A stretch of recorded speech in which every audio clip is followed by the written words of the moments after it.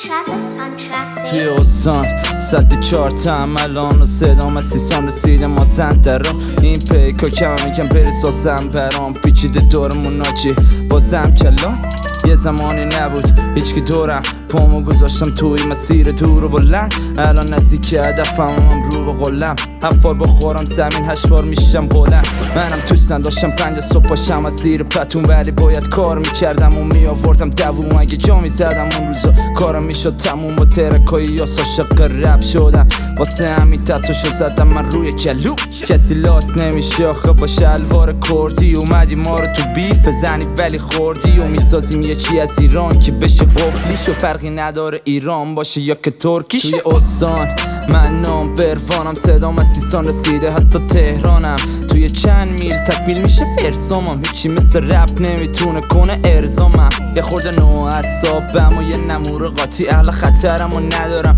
هر کسی من باکی توی سیستان انقدر که خاک خوردم که شدم یه آدم اهل دل و خاکی اگه چک بخورم چک و پس میدم توی این مسیر نمیشه من تسلیمم اینو تسلیمم اینا که منو میبینن در میرن آره فهمیدن نمیتونم بکنم کلبامو خیلی روک میگم آجی حرفام این روزا ندارم من اعصابم نمیشه که بیاین و درتون و نذارم دیگه هیچ انتظار یک کسی من ندارم اون زمانی که نبودی چه امکاناتی فراهم ترجیح دادم تکی بیام و بالا و نمالم شما رفیقات شمالن و ما خودمون هر جا بریم دافیا میریزن دورمون هیترو میگیرن هی از من ایراد صدام رسیده به شمال تا مرکز ایران به این مسیر ماره دارم داد و ایمان تا نرسیدم به هدفم دست از تلاش بر نمیدارم این بار